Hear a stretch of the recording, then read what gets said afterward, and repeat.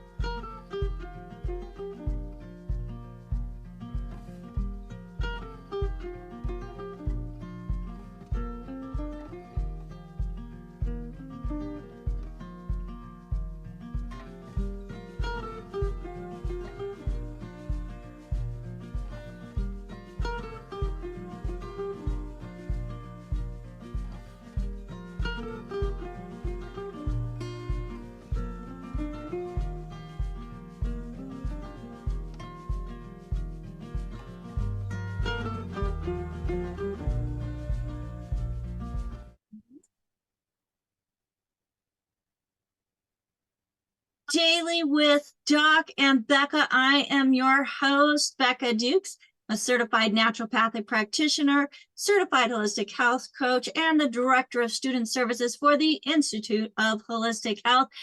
And today we're going to dive deep into one of the most essential topics for our health, our homes, our life, and that is water. So the title of today's show is H2-Oh, oh no. And I'm excited to have our guest with us today. So to help us uncover the hidden truths about the water we drink, we bathe in and depend on every single day, I'm thrilled to welcome to our show once again the amazing Joanna Kappele. Joanna is the founder of Adore Your Home and wecologist.com. She's a passionate environmental health expert and educator who has dedicated her career to teaching others how to reduce toxins, improve their home health, and create sustainable solutions for everyday living.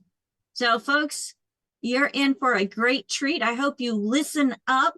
Now, this program is being sponsored by DailywithDoc.com. We are a resource for an amazing community. So if you were referred to this program by somebody specific, make sure that you get back with them. They are your point of contact. We want to make sure that, one, you get back with them and tell them, thank you for sharing this information with you. And two, let them know what you liked best. And three, say, hey, I've got this, and this going on. That says, the show says, I can create a better health journey. U-turns are allowed. What can I do? So, folks, that's absolutely true. We can make U-turns in our health, but we have to make the decision to want to do it and do what it takes to make it happen. So today on Daily with Doc, we are going to be together exploring the reality of what is in our water, how it impacts our health, and steps that we can take to protect ourselves and our family each and every day. So are you ready for some eye-opening information? I hope so, because I am excited to bring to the screen my friend Joanna Kappele. Hello, Joanna. How are you? And thank you so much for joining us once again here on Daily with Doc and Becca. Hi there, Becca. My pleasure. Nice to see you. Thank you for having me again. It's always a pleasure. I'm doing great. Well, how are you? I'm doing fantastic. I am, it's one of those autumn days where it's overcast, it's rain and sprinkling, which I think is a great day to have this conversation about water because it's coming down on us. It's below our feet, it's in us, and it's something we depend on. So, Joanna, you have been very adamant about, well, the world around us and what we can do to have a less toxic world. So share with us a little bit about yourself and what you have done to educate yourself when it comes to, let's say, today's topic, water. All right. That's a good place to start. Yeah, water is essential. We're 70% water at birth, and it barely changes into our adulthood. Water is vital for our lives, no doubt about that. And yes, I've been spending most of my adult life studying pollutants in water, in the air, in products that we use that affect our health and well-being. And yeah, I've made it my mission to raise public awareness as best as I can through my books, through our Adore Your Planet nonprofit organization, and through the tea products that I make, really trying to raise awareness to help people reduce their exposure to toxins, be it in the water, in the air, or in our food. Because the less toxins we're exposed to on a big picture basis, the less risk of disease we encounter. So it's really important to reduce our exposure as much as we can. And yeah, I've spent a great deal of time researching throughout my life all the different ways that toxins present themselves to us, and how we can protect ourselves from those toxins and live a life in health and the best health we can. Now, you mentioned something, and this isn't part of the script or what is on the schedule, but you had mentioned Adore Your Planet. Oh, That's yes. a nonprofit, is that correct? That is correct. Yes. Yes. Tell us a little bit about that. Okay, thank you. Yes, Adore Your Planet is an organization that was formed about 15 years ago, where we publish our learning materials through Adore Your Planet. The publishing arm is actually called Prepare to Rise, which was a favorite phrase of my dad's.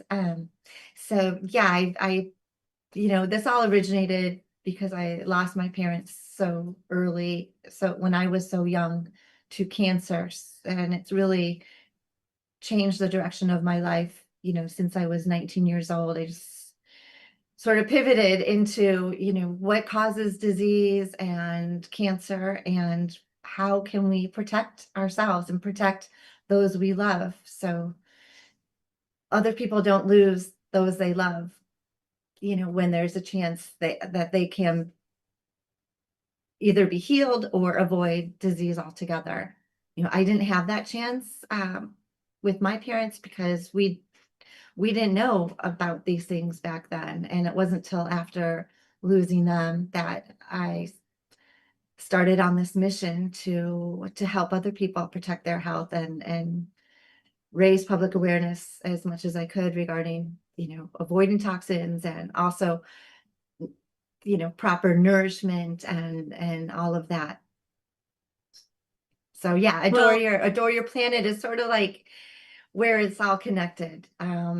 So there's a group of us where we have an after school program we're working on, trying to work with kids in Chicago, with everything from nutrition to helping build bridges in the community to raise awareness so they can become more involved in the communities and protecting their neighborhoods. It's kind of like a PSA organization, like the public service announcements, PSAs. We don't really have those when I was growing up, and you may remember, like, Keep America Beautiful and Give a Hoot, Don't Pollute.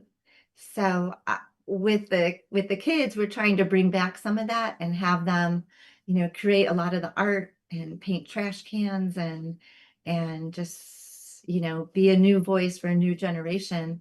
And, now more than ever, it's really important that we help kids learn so they, because their health is on the line, and we have more contaminants out there, more toxins out there than ever before. Foods we eat today aren't the same that they were, even if it's the same brand. A lot of these brands have been bought by bigger corporations, and they're using genetically modified ingredients. And, so, I mean, that may just sound like a confusing term, but yeah, genetically modified ingredients brings a lot of different things into foods that we weren't exposed to when we were younger. But Yeah. young people today, they don't have that freedom. So our organization kind of encompasses all of, the books, the public awareness, the database for environmental issues that are affecting us right now, not just climate change. There's a lot of things going on with food and water and just toxins in general that need to be addressed. I absolutely agree. Now, you mentioned a school program. Is that available for like homeschoolers? Is there an online program for that? Yes. I'm glad you asked. I'm actually working on that now. Nice. With a little intern I have. Yes, we're trying to make it available online, especially for homeschool kids and families, because it really is for the family. It's not just for the students. It's there's things in there that, it's cooking lessons, it's nourishment. It's like home ec basically. But with a modern twist and with a very much environmental focus and hands-on tools for kids it's self-care and environmental awareness, as well as nutrition and health from head to toe. So Fantastic. Yeah, that would be exciting. So when you have that available, please let me know, I as I certainly do will. homeschool myself, and Great. can share it with my community as well. Fabulous. So, all right. Now, let's get into today's topic. Okay. And water. And before we get started, folks, I have to say this disclaimer. This program is for educational purposes only. It is not meant to take the place of your primary care physician, nor is it meant to treat, diagnose, or cure any disease. Well, folks, we're talking about toxins around us that we may not even know are there. I mean, we trust our public water supply to be clean. But let's start there, Joanna. Okay. Public water coming out of our tap. What are some of the toxins that may be there? Well, public water is put through water filtration systems, and at those facilities, they use disinfection chemicals. So when the water comes through our tap, we have what are known as DBPs, or disinfection byproducts. And these are quite nasty. Most of them are carcinogenic. They are neurotoxins. They can damage DNA and create metabolic problems and birth defects, all sorts of health harming situations. So yes, while they do just the disinfection chemicals destroys bacteria and viruses, they do bring with them these byproducts of the chemicals, and that is a real problem. Another thing coming through a lot of the pipes in America, at least, are heavy metals, and that is from the lead water lines that are still in use in great regions of the country. Chicago, actually, where I live, has more lead water lines than any other city in America. And they're not projected to remove those till, I think they're saying now 2040 or 2045. So it's really important to filter your water. You can't rely on, the disinfection that's happening at the water facilities, because even after they disinfect it, then they add fluoride, which is another questionable additive that's been linked with, and many people might think it's suitable and safe, but there are many scientists, Nobel laureates, even the World Health Organization says it's a toxin that harms the pineal gland. It interferes with memory and it can cause learning disorders, et cetera, et cetera. So yeah.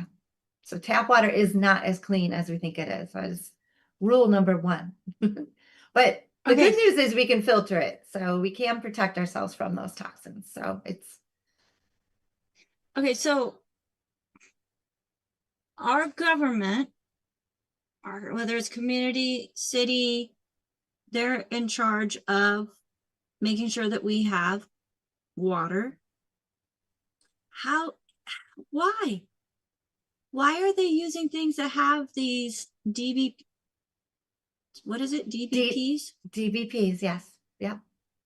That can cause harm within their communities.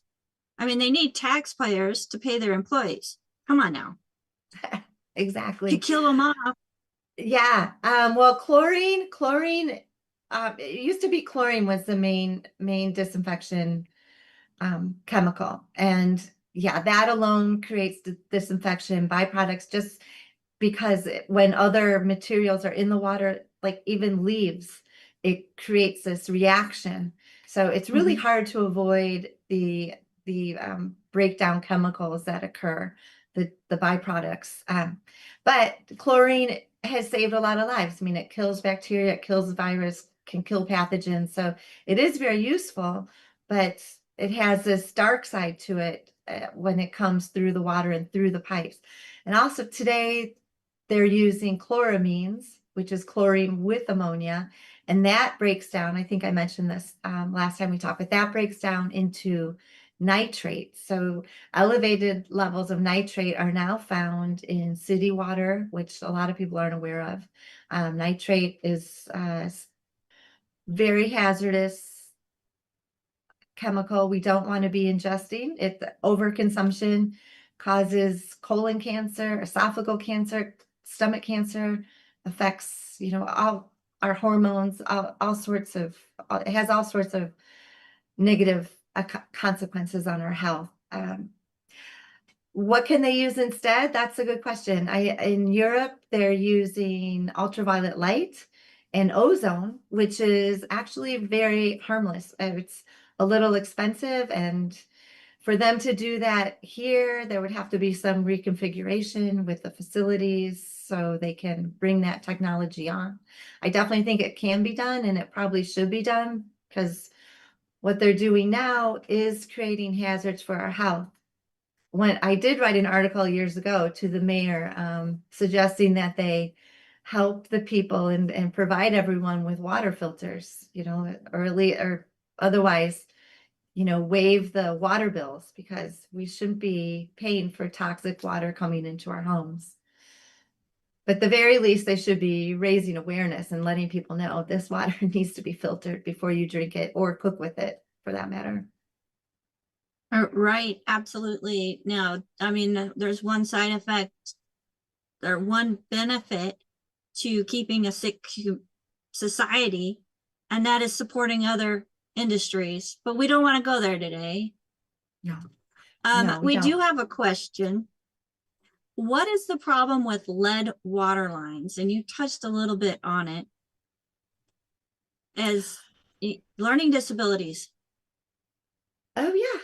Learning disabilities. It's heavy metal. Heavy metals accumulate in our body. They have negative outcomes on children, especially, and the elderly, people who are ill, or dealing with autoimmune conditions. Heavy metals are not good, and chloramines actually somehow even pull more lead out of the water line. So they corrode the lines and make lead even more available in the drinking water itself. So lead is not good. And the lead water lines was pretty much a big lie since the beginning. It was the lead the Lead Institute, no, Lead, I can't remember that their acronym is LIA, it was Lead Industries Association. They convinced these cities back in the 1950s to switch over all the water lines to lead.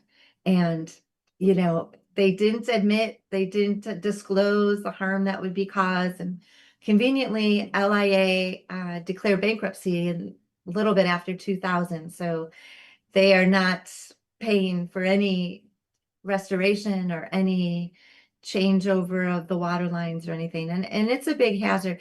Oh, and one thing that's happening now, and President Biden authorized the infrastructure bill, which provided a lot of money for cities to take out their lead lines. I think a lot of that money has been used to help Detroit and Flint and other towns around the country that have been impaired by these lead lines.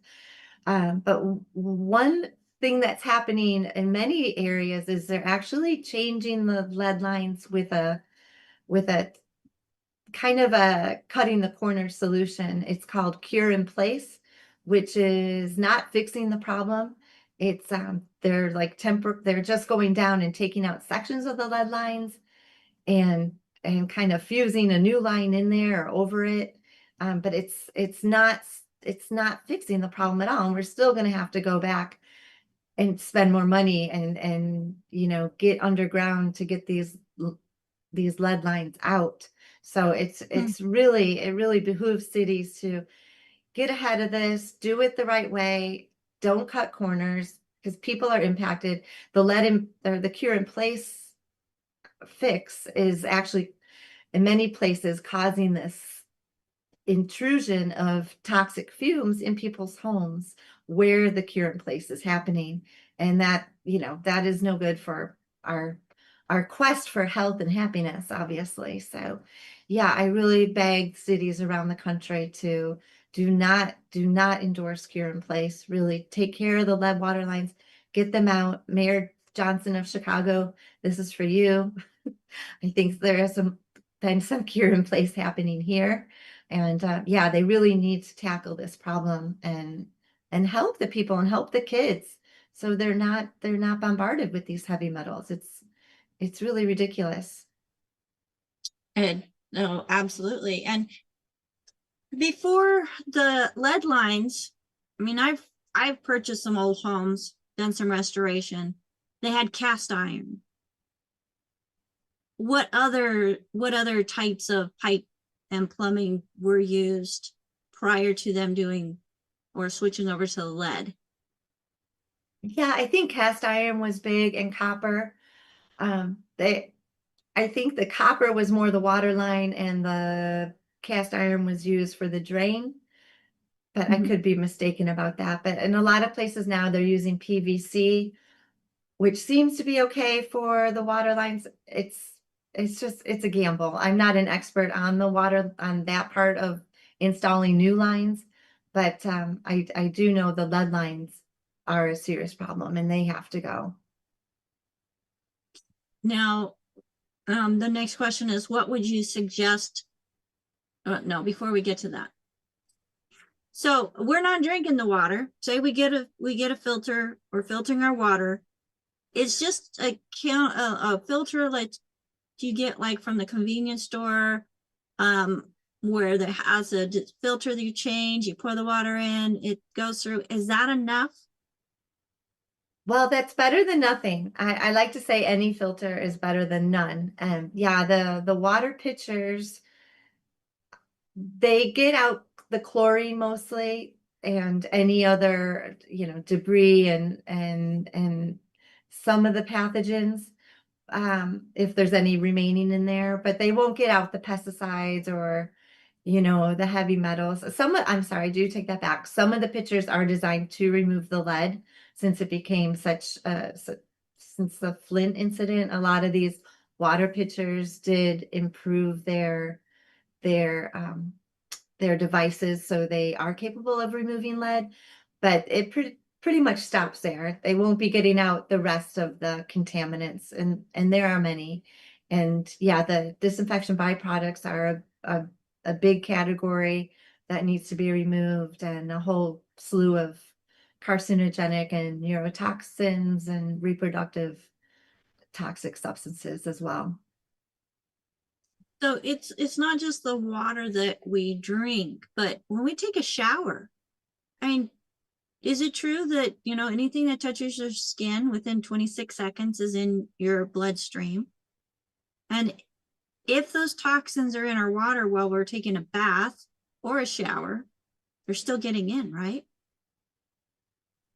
Yeah, certainly. Yes. Well, our skin is our largest organ, and we do absorb a lot of the toxins just through absorption through our skin. And it's one of the main pathways. It's ingestion, inhalation, and absorption. So yeah, also in showers, dishwashers, anywhere there's hot water, steam, the trihalomethanes are a bigger issue than just in cold running water, because they come through the vapors. So yeah, getting a shower filter is something I do recommend. I have one here. I think it's very important for our health to avoid the toxins as much as we're exposed to them, and just use every tool at our disposal to protect our health and our families, you know. Okay, so you mentioned steam, which brings up something else. Because, depending on, if somebody's got a cold coming on or, having some problems with lungs, one of the things that we do is a steam inhalation where we use a towel, create a tent, put in a couple essential oils, Yes, and then have it be at like a simmer where it's has that steam that you can breathe in. So it's really important what water you use for that as well. definitely. Yeah, don't use tap water. Use filtered water, or even distilled water would be all right. How about spring water? Spring water is generally good if it's, quality spring water. It depends where it's coming from. I mean, source is very important. There are a lot of groundwater contaminants these days, that the United States Geological Service writes about. I share a list in my book of the ones they rate, the EPA and the ones they monitor. There's more in our groundwater than just the ones they monitor, however. So yeah, depending on the quality of the spring water is good. But again, it varies by location and where it's sourced from. So Right, you may absolutely. want to run it through a filter, depending. Now, okay, absolutely great information, folks. I hope you're taking notes. I mean, because there's so many times that we don't even think about it. We're supposed to hydrate. And what do? We go and grab some water. But we got to really pay attention to the source of the water. And Yeah. it's crazy. It's like you have to pay attention to everything if you want to maintain optimal health.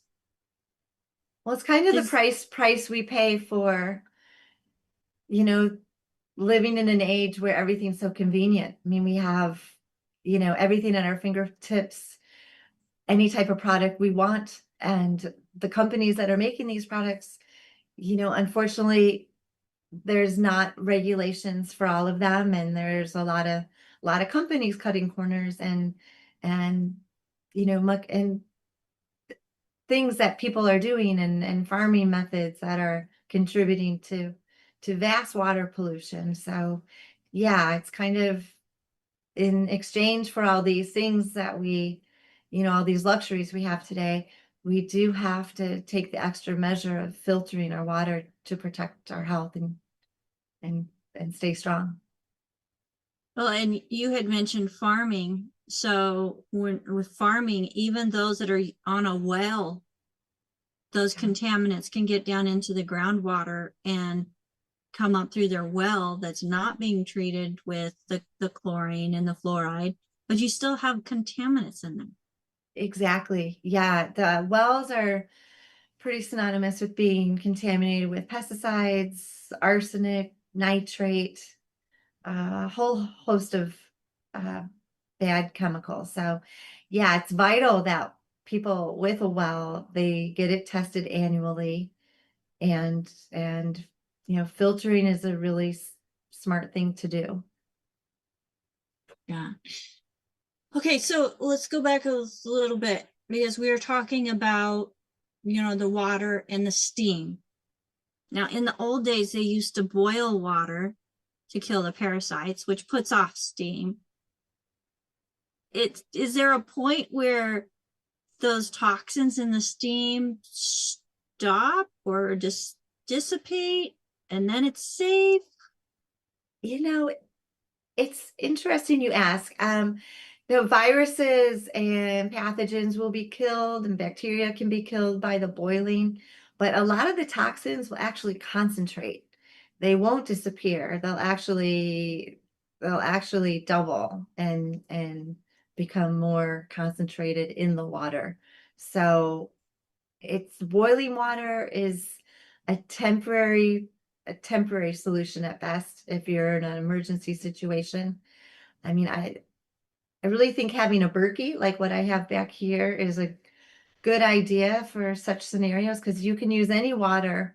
If your water system's not working, you can go out to the lake or the stream, put some water in, and it will filter out like 90, 98, 99% of the problems. So you can have drinkable water even if you don't have, your water system working in your home because of a natural disaster or what have you. Right. Well, that was going to be my next question. So whenever we're looking at filters, what are some of the things that we really need to pay attention to and make sure that the whether it's the labeling, whether it's the ingredients that are used and the composites that are used in creating that filter, what are some helpful hints for that? Reverse osmosis is probably the most thorough water system you can get. It does waste the most water per gallon, but it filters more thoroughly than any other system we have. Carbon block or activated carbon is what the Berkey is, and other filters similar to that. It's a really, really solid system. It removes almost everything. The only thing it doesn't remove is nitrate. But almost everything else it takes care of. A lot of the water pitchers, there is an elite Berkey filter. So if you're going to get Berkey, I would get the elite version. It does filter out about 30% more than the regular Berkey. Otherwise, if you can get an ozone system and ultraviolet, I mean, that is a really, really good way to go. We don't really have those so much in the States. If you can get whole house filter, you have all the bases covered, because those are reverse osmosis systems that will take care of your bathroom and your kitchen and all your steam coming from any faucet. So whole house filters are really great. They're a bit more expensive. Another thing with filters, you have to take into account the maintenance. All these need cleaning and whatnot every so often, and filters need to be changed usually about every 6 months, depending how many people are in your house and using the water, and how much cooking and everything you're doing. I don't think the water pitchers are that great. So if you can splurge and get a gravity filter or reverse osmosis, it is worth it in the long run, because it will save you a lot of money down the road. You don't have to buy bottled water anymore. You can avoid having to buy that completely. Another thing, fridge filters are very popular. A lot of fridge filters are pretty good. They're not super thorough. I think most of them do have an activated carbon chamber in there. So it gets out some things, but they're just not, you can't, to cook with that. It would be very slow filling up devices with just a fridge filter alone. Yeah. So it's not as good as it could be. No, but it's something. Any filter is better than none. Right. Well, awesome. Because I was wondering, okay, because I have a filter. It's a clearly free filter that's supposed to be pretty good. And Then of course the refrigerator has its own filter, and then there's a whole house filter that I don't know the quality of it because we just moved in. So there's so many things to think about when we're wanting to make sure that we're protecting ourselves from the toxins that could be added to the water, folks. So definitely make sure that if you're here and you've got some health concerns, and some of those things that we mentioned from lead are going on within your body, test your water. Test. And okay, so there's a poll that goes on YouTube, and they get to choose one, they have two options. Fortunately, and I'm so glad to hear this, it says, yes, we love learning is 100%. And the other one, and I am thankful it says 0, because I want you guys all to be here to learn. The other one is no, I'm just here to look at Becca. I'm like, come on, AJ. And that answers the question that Bruce had. So let's go over to Bill, who has a question. Bill, can you unmute yourself, please? Thank you. And I wanted to say before you mention how much I appreciate the big Berkey in the background. Oh, thank you. And also you Thank have you. a wooden cutting board.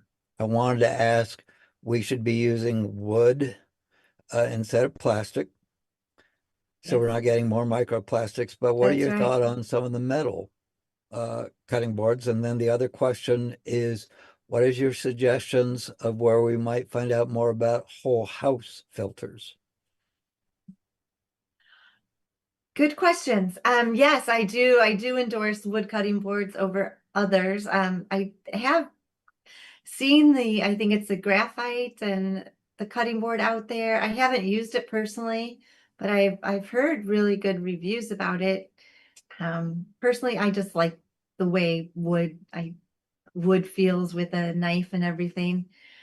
And as far as whole house, if I think it was whole house filters was your next question. Yes, ma'am. There are some people I know. There's a really great, I can't think of his name at the moment, but he's a great advisor for whole house filter systems. He's an ecologist who lives out in Colorado now.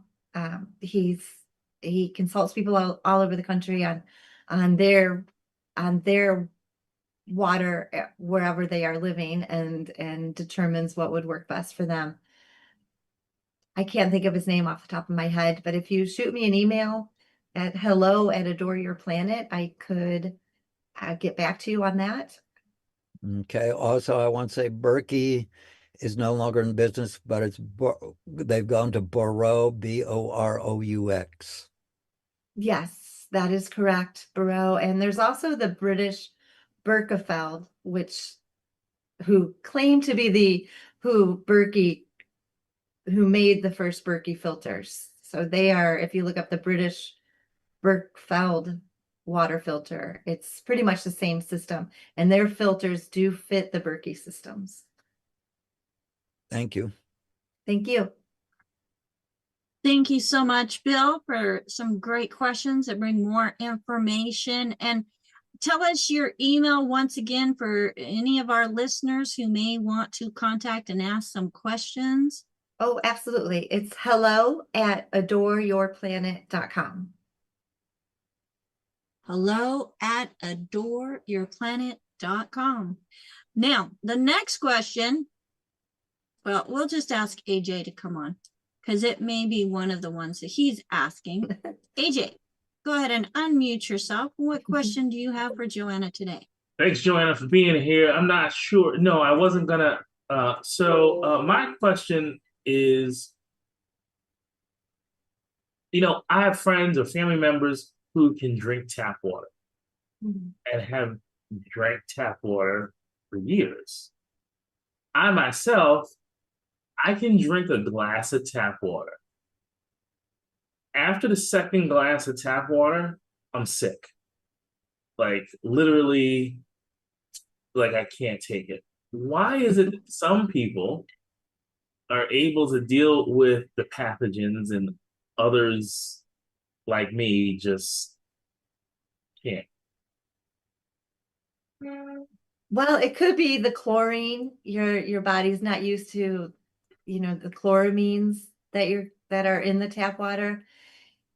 One glass, all of it. I don't think one glass is going to kill anyone, here and there. I used to work for a doctor, and he would say, it's not what you do once in a while that harms you. It's what you do every day. So, drinking tap water every day is something you do want to avoid, but drinking it here and there it shouldn't be too much of a problem. But yeah, having reactions to the disinfection byproducts, and just having the awareness that they're in there may be causing you to have a reaction, Oh, or so I'm crazy. it might no, it's No, not me crazy. It's not, no, I'm just saying that it's not good for you, so then Yeah, you're drinking we it, enjoyed having and you you're on the thinking show. about that. If you're thinking about it, it may have a negative effect. If you're not, if someone told you that it's the purest water in the world and you didn't know where it came from, I wonder if you would have that reaction. Yeah, I don't think so. How do you clean your wood cutting boards? Yeah, because as Bill kind of mentioned, people talk about using like stainless steel. I don't know how you use a stainless steel cutting board, but how do you clean the wood cutting board? I just use dish soap and water. Wood cutting boards are supposed to be naturally antimicrobial. So, I think just soap and water is best. And as far as washing hands, just soap and water. The chemicals, the antibacterial soaps, and they usually have triclosan in them and other surfactants that compromise our skin protein, breaks down our skin protein, and makes us more susceptible to disease, actually. So I avoid hand sanitizers.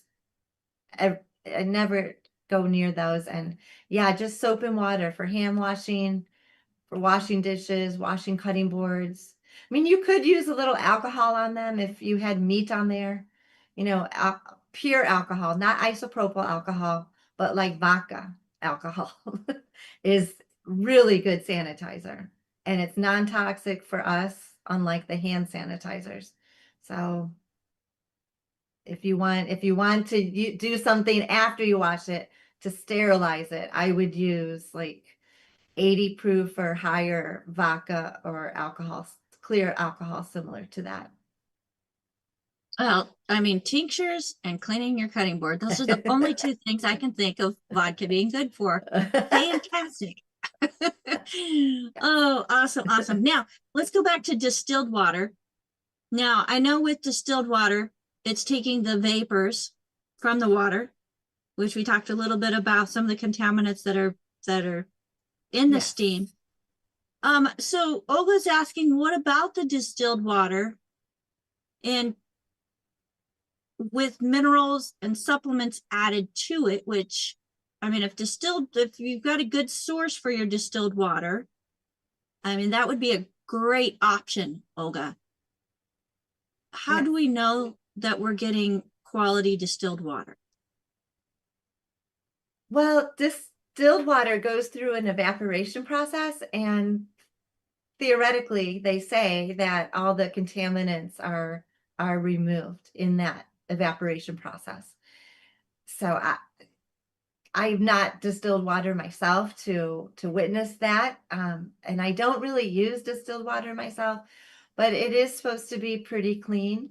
But they do warn people not to drink that long term, as it can have negative effects because you're not getting the minerals and whatnot. But if she's adding the minerals and nutrients, as long as those are sourced from quality sources like longevity or something, that would I think that would be a really good answer. Excellent. Thank you so much. One thing I did want to mention too is a lot of people drink the hydrogen water, which is supposed to be phenomenal for our health. But I know a lot of people are getting the hydrogen water, but they're not filtering it first. So you really have to filter the water first before you put it in the hydrogen device. That little tip there. And I have a hydrogen device, and thankfully I do filter before Oh, I good. use it. Very And good. so I love it. I absolutely love it. So I'm glad that you brought up the hydrogen water as well, because I know that could be a question that comes up. Now Carrie is asking, what is the best brand of water to drink? So if you're having to buy water, what do we look for? Well, I have a chart in my book that Filter Your Water Now came out last fall. I do have some charts in there with that list the best water to buy if you're buying water. Right off the bat, if you could buy it in glass bottles, I would advise that if it's an option, just because you're avoiding all the plastic contamination. But then I think there's a brand, I can't think of the name, but it's from Arkansas. It's one of the spring waters, Mountain Valley Spring. They're pretty highly rated for purity. So I if you give me a second, I can look and see if I can find this chart. Well, let's tell us about how we can get the book. Oh, sure. You can go to Barnes and Noble or Amazon. It's there, or you can email me. I'm through the organization. We do offer bulk book deals. If you are another nonprofit or a school, and you want them for your school or university. Yes, I do have. What do I have in here? Oh, Mountain Valley. Best. These were rated Topo Chico, Core Hydration, and Just Water. Fiji is on there. It's high in silica, but it was recalled last year for being too high in manganese. So they Wow. vary. I do have a section on Adore Your Planet about filtering your water. So I do have some of this listed in there. And yeah, it's really with the environmental stuff. What I've learned through writing these books over the years is that, the information, it all has to be updated all the time. And yeah, there will be various things that happen in places. So will affect quality of water in one place, and another place it might get better. So, these ratings can change over time, but for right now, those are some options for you. All right. Thank you so much for that. And folks, again, Joanna Kappele, that's Kappele. Thank you. You can look for her as an author, and it'll come up with more than one book. And the one that we just referred to is called Filter Your Water Now. So filter your water now. All right. So Joanna, as we're going through and we're talking about the water, we talked about drinking, we talked about showering.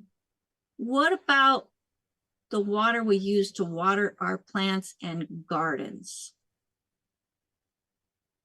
So the ground has its own filtering system, but is that filtering system of like garden soil enough before it gets to the roots to protect the plants that are taking up that moisture into the plant? Well, nature has a better filtration system than we have, I believe. So I think if you're using water from your hose and it goes to the ground, I think it would take out most or all of the contaminants. But the plants, yeah, I mean, plants are pretty hardy. They can deal with a lot as long as the soil's not impacted and the soil microorganisms aren't killed off by pesticides. The plants and soil are pretty durable. Yeah, I think it would be hard. I mean, if you have a whole house filter, I imagine that would filter your hose water, but otherwise, yeah, it'd be pretty expensive and time consuming to filter all your garden water as well. One of the better options might be to gather rainwater with a rain barrel and use that for watering your plants. But if you would you can. want to collect that rainwater as it's coming off of your asphalt roof? Yeah, that's could be another route of exposure, since asphalt is generally an oil substance. Yeah. It poses some challenges. Yeah, we have to go back to hail or straw bale roofs and stone, I guess, and wood to avoid all of that. Well, we were talking about cutting boards and how there are some cutting boards because of the oil within the wood. It makes them Yeah. antimicrobial, antibacterial. So a cedar shake roof, which Yeah. repels insects. Yes. There's so many things to consider So many. whenever we're looking at the things that we're going to use in and around us and in our home. So, well, thank you for that. And that was a question that wasn't part of our notes, but I think you did great in answering it. Now, Carol is asking, how do I get the book Adore Your Planet? That's not a book, correct? That is your name of your nonprofit. So that is That's a right. website. That's correct. It will be a book soon, though. There's Okay. Adore Your Home is a book on home health that will be out soon. A booklet, I shouldn't say. It's not as long as a book as this, but yeah, there's a few books coming down the pipeline. Yeah, maybe I will call one Adore Your Planet. There's a helpful handbook and a few others. Awesome. Well, anything else that you want to add about water in our discussion today? Well, I think if you have children or babies, it's very important that they have filtered water. If you're making baby formula, use filtered water. Even for pets, I recommend filtered water, not tap water. See, anything else? Yeah, just cook, don't use tap water for cooking or making coffee or tea or soup. It's got to be filtered too. Got to be filtered. So, folks, when you're making your Tangy Tangerine 2.0, 1.0, 2.5, or your Rise and Restore, use filtered water. When you're using your tinctures, even though it's only a quarter cup of water that you add that tincture to, make sure that it's filtered. We want to make sure that we are keeping what's going in our bodies as clean and non-toxic as possible. And AJ has another question, and so do I. So should I go first, AJ, or you? Me? Okay. Now, so you're also an herbalist. Yes. Correct? Correct. As we're talking about toxins, we get toxins that are getting in our body. What would you recommend to help detoxify our bodies, whether it's a one-time thing or ongoing thing? Because I know there's some amazing herbs to help. Yes, there are. Yes, herbs are wonderful. One of my favorite detoxifying herbs is dandelion root, which is good for cleansing the blood, boosting liver health. That's what I'm drinking here is dandelion with burdock and milk thistle and alfalfa.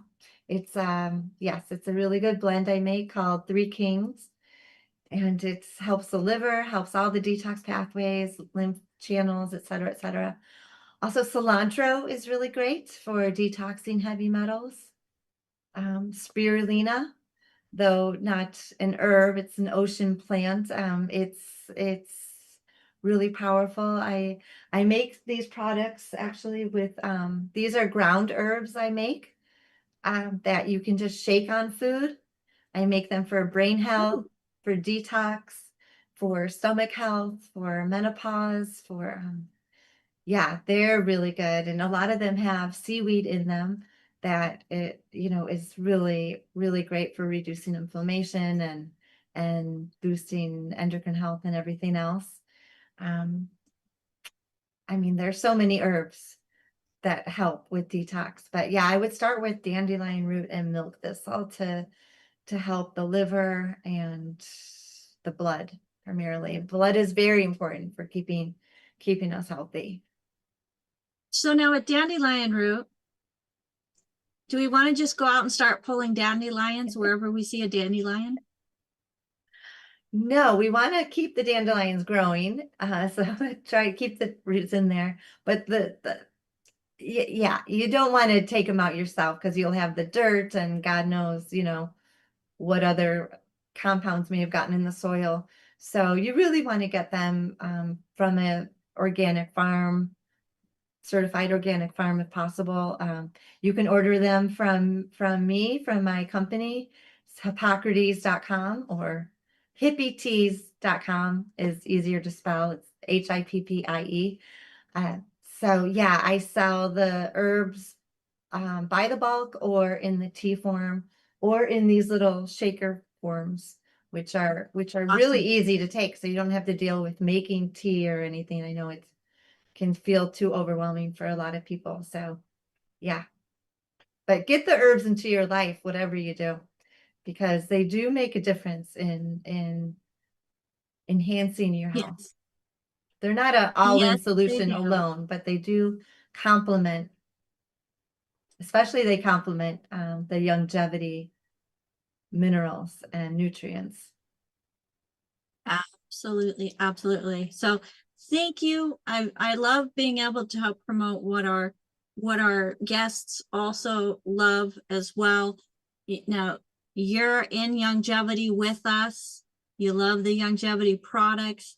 I do. This is the hippie teas or Hippocrates is something that you did prior to finding longevity. And like myself, being an herbalist, I was using herbs before I found longevity, but longevity was my missing. I can't say piece, it's pieces, like 90 plus pieces that were deficient in my body, and I wasn't able to get where I wanted to be. So I'm glad that you have that background and experience as well. You're coming and joining hands with us here in longevity, sharing your wisdom and knowledge about the toxins around us. This is just part 2. We had an intro. This is part 2 of our series.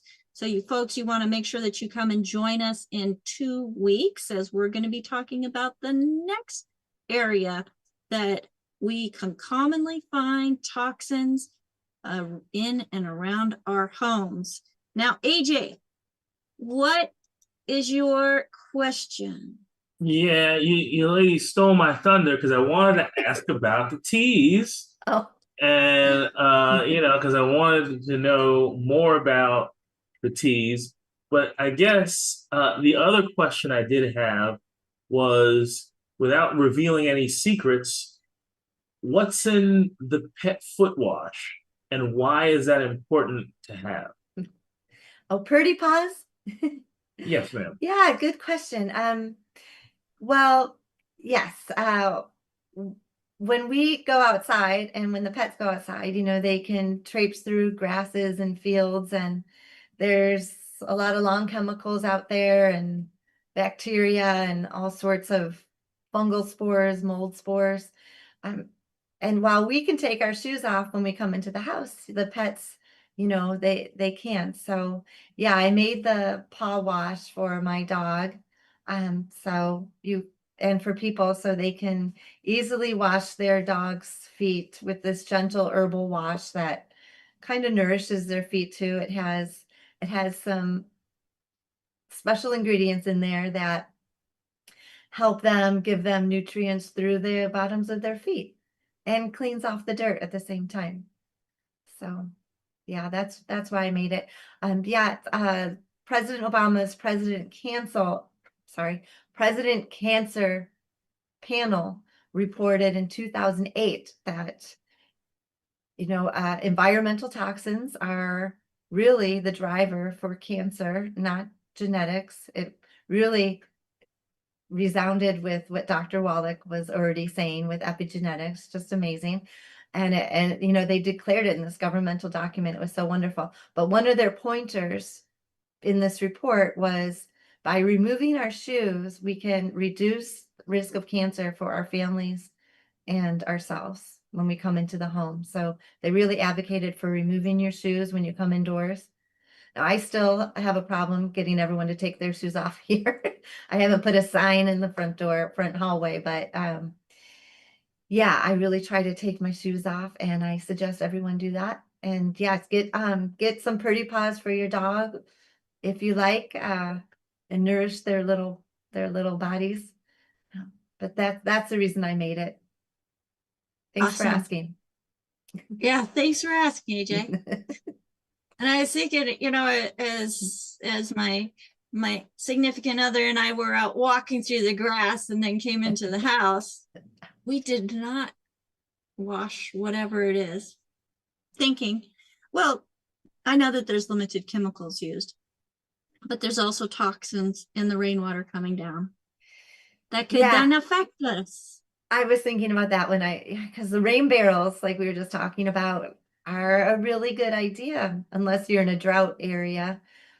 But yeah, what is in the rainwater is in some places the air pollution is much worse than others, and yeah, the rainwater can even be compromised, unfortunately. But yeah, morning dew, there's nothing like morning dew. So I like to think that's beautiful. Just pure and clean. Yeah. Okay. That makes me feel better. That makes me feel better. Yes. All right. Well, thank you so much, Joanna, for being here with us and sharing more about water and what we need to really pay attention to when it comes to the water that we are putting in our body, on our body, and using around our homes. If I could get my co-host to come onto the screen with us, that would be fantastic, as I'm so thankful I don't have to do this alone, as I do have an amazing team here through the Daily with Doc team, this is just a handful of the individuals who have joined hands with us and helping to promote a better way of helping the body get what it needs to be able to not just survive, but thrive. And folks, with our food sources being sometimes null and non-existent in what they say is supposed to be in there, because especially with minerals, if it's not in the soil, it's not going to be in the plant, as the minerals are not the same everywhere, like we learned yesterday with Richard Renton. So make sure that you get back with the person that shared this program with you and say, hey, how can I make sure that I'm getting my body the nutrients that it needs? And don't forget, you want to make sure that you're taking those nutrients in with quality water as well. Now, we have on the screen with us some of my coaches. Every single one of them have to be a certified holistic health coach, which I'm excited because Joanna's going to that program too. In order to be part of the call team, in order to be part of the Daily with Doc Zoom team and email team. And on the screen with me, I have Albert, who's joining us from South Africa, as he is letting people into the Zoom room. So if you do call our call team, and I will give that number in just a moment, and you're calling in the middle of the night, it's the middle of the day for him. Well, it's morning for him. So while we're sleeping, he is working, and we're so thankful for that, Albert. And we have Sherry, who's part of our tech crew, helping to get everything set up. Thank you, Sherry. And we have Rod, who is watching platforms, bringing in questions and keeping an eye on stuff for us. Thank you, Rod. We have Marilyn, who is our transcriber today, as she is doing the dictation, putting it into the chat, which is only available if you are here live with us on the Zoom, which to access the Zoom and join us, you want to make sure that you email us so that you can get your special link, because we will be using those soon. That's zoom.dailywithdoc.com. And until that is implemented, you can join us by going to zoom.dailywithdoc.com. So thank you so much, Marilyn, for all you do. And we have AJ, who has gotten us connected with all of the different platforms so that we can reach people where they're at, making sure that we're not leaving anybody out, because all of us matter, and nutrition is going to keep us all healthier. Now, if somebody referred you to this program, make sure that you get back to them. They are your point of contact. And folks, if nobody referred you to the program, you found us on your own, you can give us a call at 855-949-3377. Currently, Daily with Doc is being broadcasted live Wednesday, Thursday, Friday from 12 to 1 p.m. Pacific, 1 to 2 Mountain, 2 to 3 Eastern, 3 to 4. No. 2 to 3 Central, 3 to 4 Eastern, and 9 to 10 p.m. South African Standard Time, folks. So thank you, Marilyn, for giving me that little, yeah, thank you, Marilyn. AJ, were you saying goodbye? Oh, okay, he's saying goodbye. Again, thank you, Joanna. Thank you, everybody, those of you who joined us live here on Zoom, and to all of you that are out on YouTube. Thank you for taking that poll and being 100% honest with wanting to learn. So until next time, my name is Becca Dukes, and if you want to be more in tune to what it takes to be a certified holistic health coach, go to coach.dailywithdoc.com. Again, that's coach.dailywithdoc.com. Bye for now. Bye. Thank you. You're very welcome. Thank you, Joanna. And thanks for the great questions, everybody. Thanks, you guys. Thank you.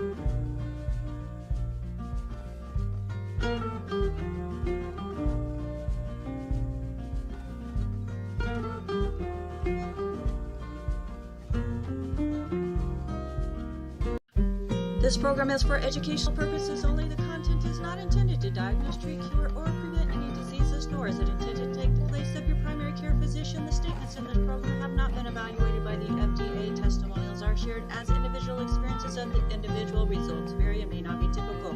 We do not make any claims regarding health or income. As an empowered individual, you do have options available.